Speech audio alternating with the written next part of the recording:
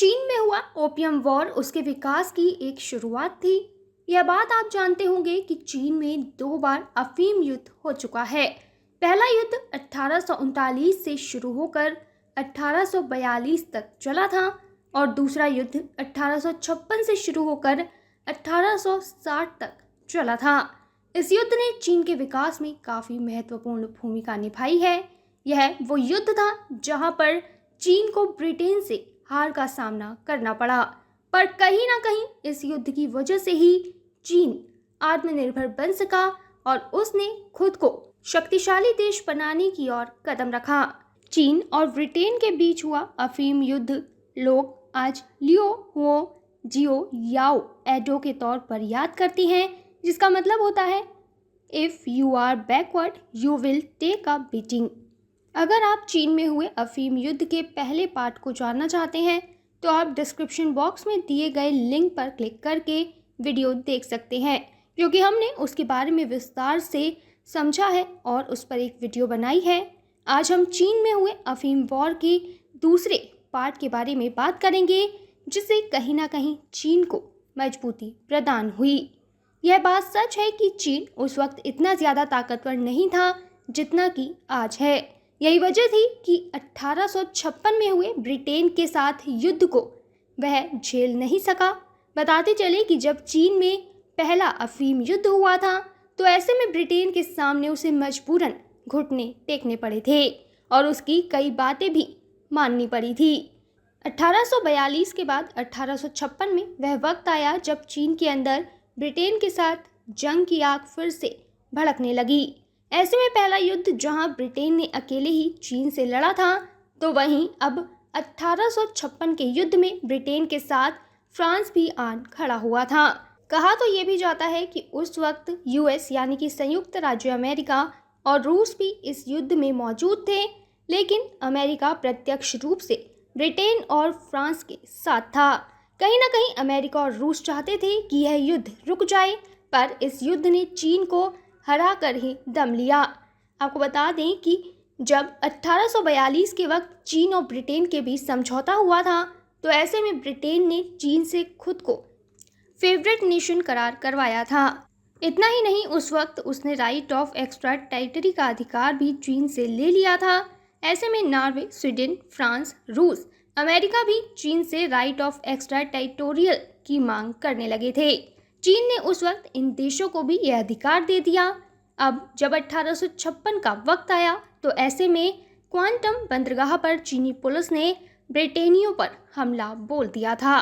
दरअसल उस वक्त 12 अंग्रेज नाविकों को चीन की तरफ से गिरफ्तार कर लिया गया था। उनका यह आरोप था कि यह नाविक समुद्री लूट में शामिल हैं। ब्रिटेन के कप्तान काफ़ी ज़्यादा गुस्सा हो गए थे चीन की इस हरकत पर। ऐसे में उन्होंने चीन पर यह आरोप लगाया कि उसने राइट ऑफ एक्स्ट्रा टेरिटरी समझौते को तोड़ दिया है। ब्रिटेन ने इसको लेकर चीन का काफ़ी विरोध किया, पर चीन ने किसी की भी बात नहीं सुनी। उस वक्त ब्रिटेन ये चाहता था कि चीन उसके 12 नाविकों को वापस कर दे, लेकिन चीन ने ब्रिटेन की बात ना सुनकर एक बार फिर से युद्ध का बिगुल बजा दिया था। ऐसे में ब्रिटेन ने गुस्सा होकर चीन पर आक्रमण कर दिया। आपको बताते चलें कि 1857 में क्वांटम बंदरगाह पर चीन की तरफ से एक फ्रांस विरोधी हरकत भी हुई थी। बताया जाता है कि उस वक्त रोमन पादरी अगस्ते चिपरीलेन को चीन ने पकड़ लिया था। दरअसल चीन का यह आरोप था कि वह उसके देश के नागरिकों को धार्मिक आधार पर भड़का रही हैं और उसके देश में धार्मिक दिक्कत पैदा हो रही है। ऐसे में चीनी इंपीरियल ने उन्हें गिरफ्तार करके मृत्युदंड दिया था। कहीं ना कहीं फ्रांस अब इस बात से चीन के विरोध में आ गया था। उस वक्त फ्रांस के शासक नेपोलियन III थे और तब कहीं ना कहीं फ्रांस क्रीमिया युद्ध के दौरान ब्रिटेन की मदद से काफ़ी खुश भी था। ऐसे में जो फ्रांस और ब्रिटेन दोनों थे वो मिलकर चीन का विरोध करने के लिए आगे आ गए थे, लेकिन चीन अभी भी अकेले था। 1858 में चीन के खिलाफ ब्रिटेन और फ्रांस एकजुट हो गए और दोनों ने चीन की राजधानी पीकिंग तक अपनी सेना पहुंचा दी थी।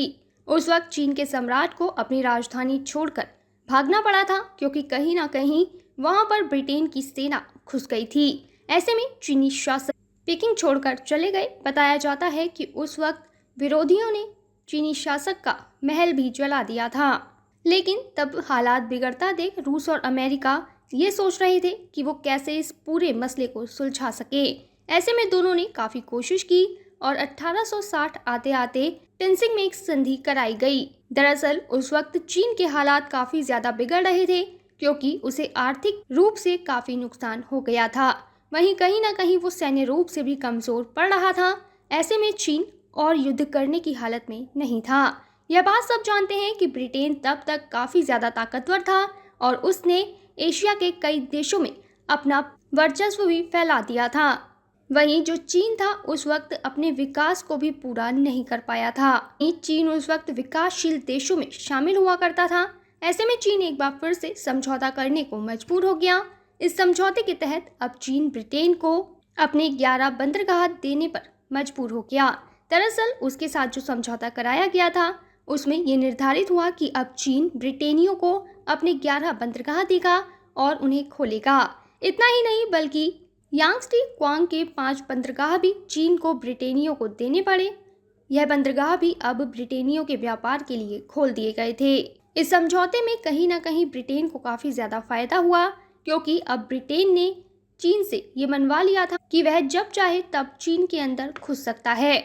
यहाँ पर एक बार फिर से ब्रिटेन ने चीन को युद्ध का अपराधी बताया था और उस पर $40 लाख हर्जाने के रूप में थोप दिए थे।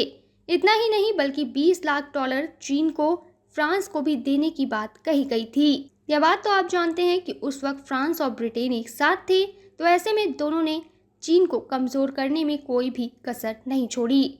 इस समझौते में यह भी तय किया गया कि फ्रांस और ब्रिटेन के राजदूत अब पीकिंग में रह सकते हैं। यह भी कहा गया कि जो भी व्यक्ति पासपोर्ट के साथ चीन में आएगा, फिर चाहे वह ब्रिटेन का हो या फिर फ्रांस का, वह चीन के अन्य शहरों में जा सकता है।